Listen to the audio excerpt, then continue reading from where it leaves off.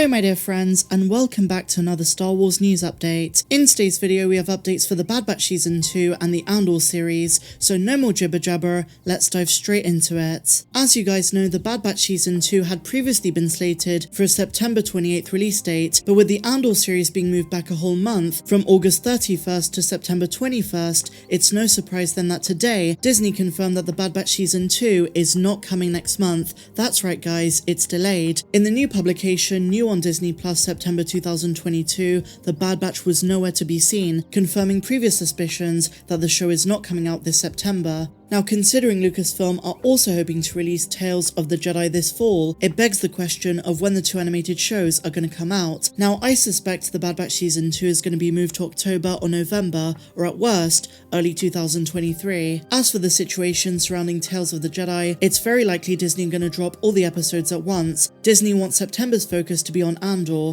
Let's just hope the Bad Batch isn't delayed too much. We've all been craving that second season. Let's wait and see.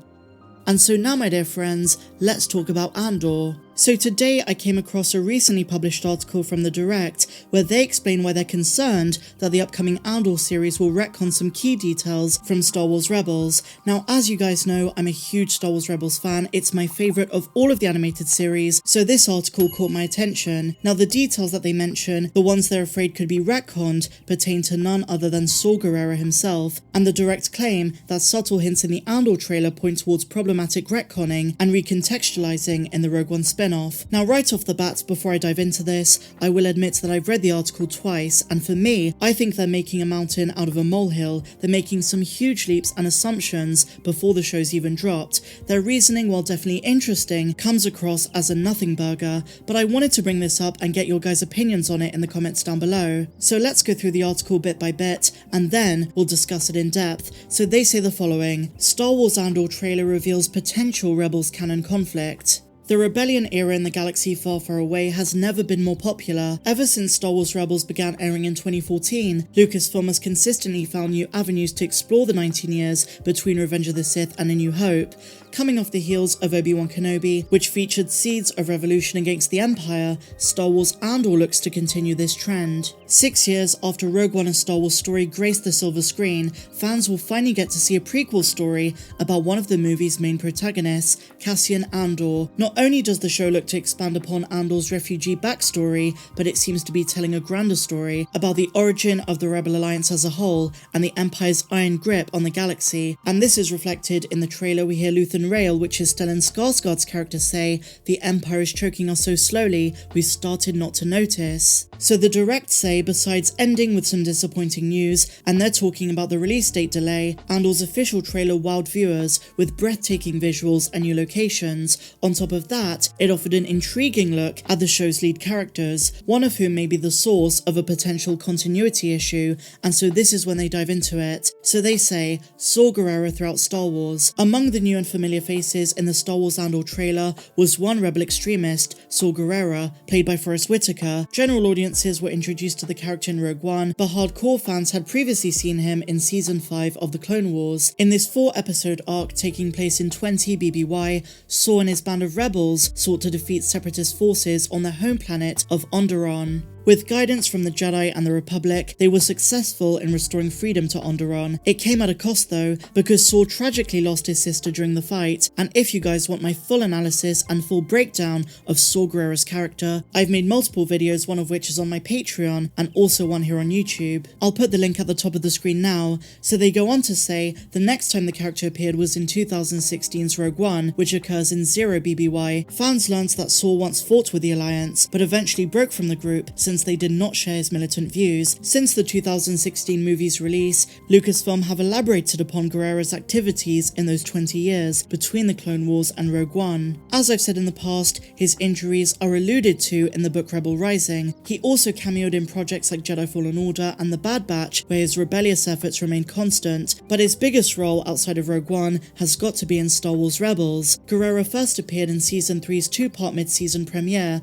Ghosts of Geonosis. These episodes take place in 2 BBY, about 2 years before Rogue One, and at this point, Saw is still a member of the Alliance, though his radical tendencies are still evident. Saw's visual depiction in these episodes is very similar to how he looked in Rogue One's opening flashback sequence. He possesses a cleaner look with a bald head and a less scraggly beard. Additionally, he still has all of his limbs and requires no assistance to breathe. Because of this, he's able to take part in more of the action with a lively spirit. Saw Gerrera plays one final role in Star Wars Rebels in Season 4's 2-episode arc titled In the Name of Rebellion, which occurs in 1 BBY, only a year after Ghosts of Geonosis. At this stage, Saw officially broke from the Alliance, calling the rebellion weak and indecisive, and here, his representation is much more similar to how he looks in Rogue One. His dark grey hair and beard are grown out, but he's still not lost his leg. So after laying all of this out, the direct say, but why does all of this matter? So then they explain, Season 1 of Andor is set in 5 BBY, which means it transpires 2 years before Saw appears in Star Wars Rebels Season 3, and 5 years before Rogue One, and so chronologically speaking, Gerrera's physical features should resemble those that we see in Season 3 of Rebels, where he's much more kempt. So why is the direct worried? Because they say in the extremely brief image of Saw in the Andor trailer, he is much more akin to his look in Rebels Season 4.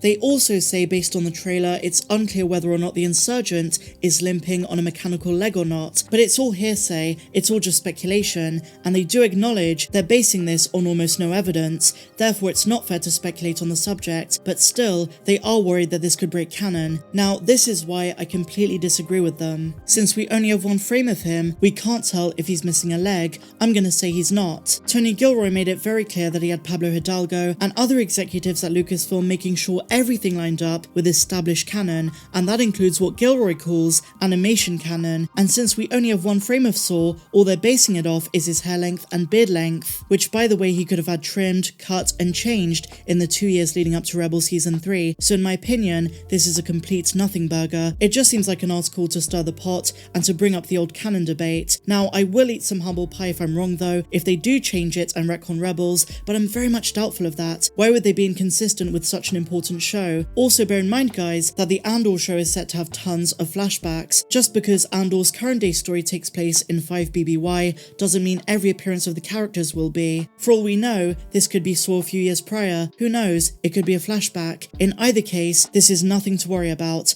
but let me know your thoughts of this in the comments down below guys. Do you have any concerns going into the Andor series? I'm curious to hear your thoughts.